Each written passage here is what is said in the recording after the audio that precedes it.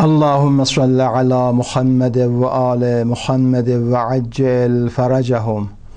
أعوذ بالله من الشيطان الرجيم. بسم الله الرحمن الرحيم وبه نستعين وهو خير ناصر ومعين. اللهم أجل لوليك الفرج وجعلنا من أعوانه وأنصاره وتابعيه وشيعته. Allah به حق محمد آل محمد bizim hamımıza tevfik ibadet, bendelik, terk masiyet inayet eləsin. Aqibət əmrimizi xətmi bi xeyr eləsin. Bizi bağışlanmamış dünyadan aparmasın. Söhbətimiz İslam tarixinin haqqındaydı. Bəhsimiz, söhbətimiz gəldi, bu qismətə çatdı ki, İslam Peyğəmbəri Həzrəti Muhammed sallallahu aleyhi və alihi və səlləm dünya ərsəsinə qədəm qoyur. İnsan ki, dünyaya qədəm qoyur, Allah Teala insanın, o mevludun, tiflin, uşağın ruzisini anasının döşündə qərar verir. Ən yaxşı ruzi, taam, xörək uşaq üçün ananın sütüdür. Hər halda Həzrəti Muhammed 3 günə qədər öz anası Aminədən süt əmdi, onun sütündən istifadə elədi. Və ondan sonra 2 nəfər qadın bu məsuliyyəti qəbul edib, Peyğəmbərimizə, Həzrəti Muhammed sallallahu aleyhi və alihi və səlləmə süt verdilər. O cümlə birinci qadın ibarət idir Süveybədən ki, hudud 4 ay Peyğəmbərə süt verdi və Peyğəmbər də İslam Peyğəmbərçiliğə çatandan sonra onun o zəhmətlərini, məhəbbətlərini müxtəlif işlərlə, əməllərlə cübran elədi. Onun yaxşılıqlarını yerinə gətirdi. İkinci qadın ki, saadət tapdı, demək olar bir liyaqət tapdı və tevfik tapdı. Peyğəmbərimiz Həzrəti Muhammedə süt verə və onun dayəliyini və bir növ analığı qəbul eləyə və ona süt verə ibarət idir Həlimədən. Həqiqət budur ki, o zaman Ərəb cəmaatının rəsmi və səliqəsi buyurdur ki, öz uşaqlarını tapşırırdılar dayələrə. Dayələr bir iddə qadınlardır ki, məsuliyyət qəbul edirdilər, bir iddə uşaqlara süt verirdilər. Və çün bu dayələr əksərən şəhərdən, kənarda, bayırda yaşayırdılar, çətlərdə, yayalıqlarda, sərin bir məntəqələrdə.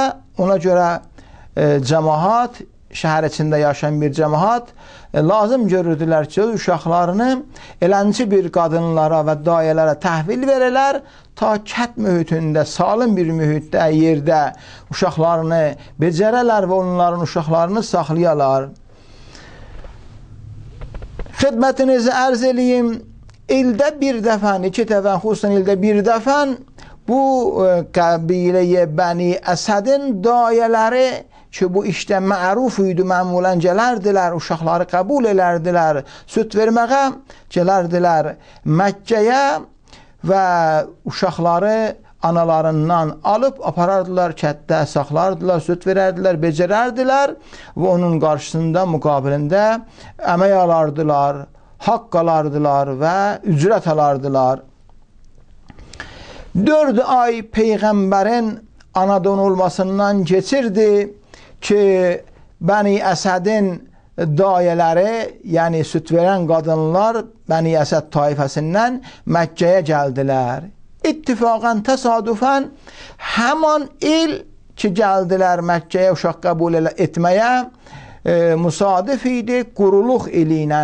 Bir il idi ki, o ildə yağış yox idi, çox az gəlmişdi, quruluq idi və cəmaatın demək olar artıq köməyə və maaşa ehtiyacı var idi. Elə ki, gəldilər Məkkəyə, hiçbir daye hazır olmadı peygambere süt vermeye kabul eliye. Elbette illeti bu ki niye bu kadınlar Beni Esed dayeleri kabul eləmədilər peygambere süt vereler? Buna 2 tane delil deyibler, 2 tane illet deyibler. Demek olar bu 2 sebebe göre onlar peygambere süt vermeye kabul eləmədilər. Birinci illeti buydu ki, çünkü gördüler peygamber bir yetim uşaqdı. Atasını elden verip atası yoktu, yetimdi. Ve bunlar da çalışırdılar elə bir uşağı kabul eləyələr ki, o uşağın atası ola, anası ola, imkanatlı bir adam ola ve bu dayelərə yaxşı süt verə. Bir illəti budur ki, kabul eləmədilər. Her halda her daye bir uşağı kabul elədi ve pullu bir insanların, imkanatlı bir adamların uşaqlarını kabul elədilər. Ta Hazreti Muhammed kaldı. Bu dayelerin içinde bir daye vardı benamı Halime, Halime adında. Halime cismi cəhətdən zayıf idi. Herkes demek olar ona uşaq vermirdi. Bakırdılar, görürlər bir zayıf bir kadındı. Mümkündür onun bedeninde, döşünde elə bir süt olmaya ki uşağına verəm. Ona göre de uşaq vermirdilər. Halime baktı, bu bir uşaq aldı, o bir uşaq aldı, hərəsi bir uşaq aldı. Daha bir uşağı kalmayıbdı ki yetim olmaya, atası ola, pullu bir adam ola, gede o uşağı ala. Ərinə dedi də daha neynəyəğin, neynəməyəğin? Elə əli boş qayıtmaqdan bu yaxşıdır ki, gedəğin elə bu yetim uşağı kabul eləyəğin. Yəni, Hazreti Muhammed'i kabul eləyələr. Hər halda getdilər Hazreti Muhammed'i anasından ve onun böyük babası Ebu Abdülmutallib'den alıp ve kabul elədilər. İttifakan elə ki bu məsuliyyəti kabul elədilər və uşağı özləri ilə apardılar. Günbegün onların vəzi mali cəhətdən çox ronak tapdı, yaxşılaşdı və çox razı oldular bu vəziyyətdən. Bəs bir illəti buydu ki, çünkü deyirlər yetimdiler, ona göre başka bir kadınlar bunu kabul eləmirdilər. Halime de bu xatirə kabul edir ki, əli boş qayıtmayam. Amma bir ayrı bir illəti ki, tarixdə bu haqda deyirlər ki, nə yaxşı başka bir dayeler kabul etmədilər peyğəmbəri, aya onun yetimliği idi. Deyirlər, xeyr, səbəb bu deyildi. Bəlkə Hazreti Muhammed'in kabul eləyəyin ki, atası dünyadan getmişdi. Yəni, Peyğəmbər dünyaya gəlməmişdən qabaq, atası Abdullah dünyadan getmişdi. Amma onun böyük babası Abdülmutallib məruf o məşhur bir şəxsiyyət öz növbəsində Ərəbistanda cəmaətin içində adlı sanlı tanınmış bir insan idi. Hamı onu tanırdı. Cemaatin içinde hürmeti var idi. Elə Allah'tan istəyirdilər, gedələr Abdülmutallibin nəvəsini kabul eləyib özləri ilə aparalar və onu saxlayalar, becərələr, süt verələr. Amma səbəb nə idi kabul eləmədilər? Səbəbi bu idi.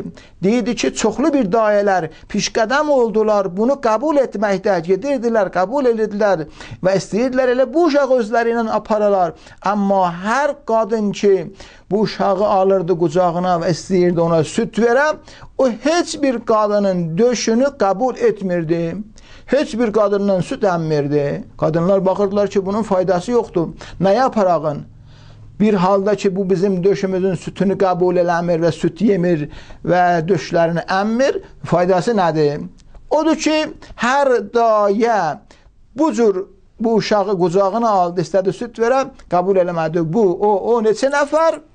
Ta gördülər, bəli, heç kəsdən bu süt kabul eləmir. Fəqət qadın ki qalmışdı, dayə qadın idi və eləyə bilərdi, süt verə Həlimə idi. Həliməyə növbət yetişdi ki, Həlimə aldı bu uşağı, qucağına o uşağa süt verə. Həlimə də dediyim kimi bir zəif bir qadın idi və bunun sağ döşünün sütü qurumuşdu, sağ döşündə süt yox idi. uşaqlar ki məmulən qəbul edərdi və süt verərdi, sol döşündən süt verərdi. Həzrəti Muhammədi aldı qucağına, istədi sol döşündən bu uşağa süt verə, uşaq sol döşünü qəbul eləmədi. Lazım bildi ki, sağ döşünü Həzrəti Muhammed sallallahu aleyhi və səlləmə verə. Elə həman ki, istədi sağ döşünü Həzrəti Muhammədə verə, Həzrəti Muhammed onun sağ döşünü qəbul elədi və Həlimənin döşləri sütə gəldi, xüsusən sağ döşü, və Həzrəti Muhammədi qəbul etdi və özü ilə çölə apardı, kəndə apardı ki, Həzrəti Muhammədə süt verə. Hər halda Həzrəti Həlimə Həzrəti Muhammədi qəbul etdi və bu iftixar Həliməyə nəsib oldu, Həliməyə qismət oldu. Həlimə də bu dediyim kimin qəbilə Bəni Səədin tayfalarındanıdır, onlardanıdır və Əbdülmutəllib də bu məsələyə çox razı oldu. Həlimə 2 il Peyğəmbərə süt verdi, odur ki, İslam istəyir və 5 ilə qədər də, 5 ilə çəndə Həzrəti Muhammədi öz yanında saxladı, çöldə becərdi, yetişdi, ondan muvazibət elədi, ta həm böyüdü və həm də gözəl o əsil və xalis ərəb dilini bu müddətdə Həzrəti Muhammed sallallahu aleyhi və səlləmə öyrətdi.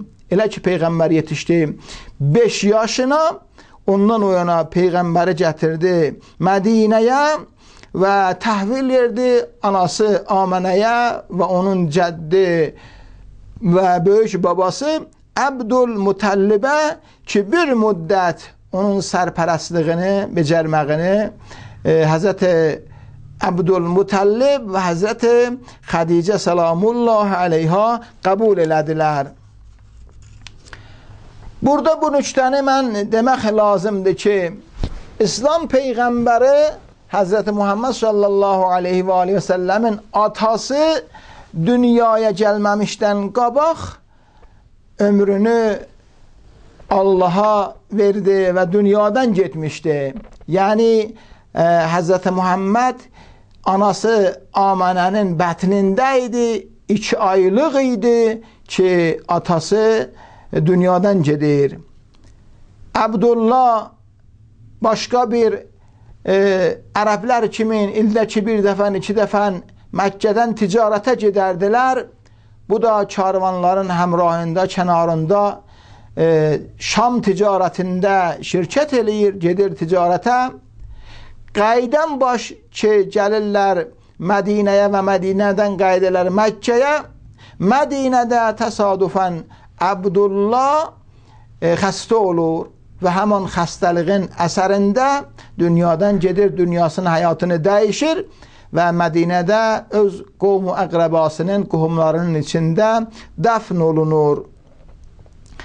İndi Amanə uşağını təhvil alıb, uşağı 5 yaşındadır və neçə ildir onun əri, indi 5-6 ildir hududən əri dünyadan gedib. Yapışır öz oğlu Muhammedin əlindən, bala Muhammed, bizə lazımdır ki, gedək Mədinəyə, atayın qəbrindən ziyarət eləyək, onun ruhuna Fatihə oxuyaq və onun ruhunu şad eləyək. Bu qəsdlə hərəkət edirlər Məkkədən və Mədinəyə sarı gedirlər. Və vaxtı ki gedirlər Mədinəyə, hududu 1 ay Mədinədə qalırlar. 1 ay qalandan sonra insan ki bir yerə gedir, musafirdir. Musafir insan gecə tez öz əsli vətəninə qayıtmalıdır. Hər halda yenə öz oğlu Muhammed sallallahu aleyhi və səlləmin əlindən yapışıb, bir iddə başqa cəmaətlə ki, həmsəfərdilər, bu həmlikdə qayıdirlər Məkkəyə sarı.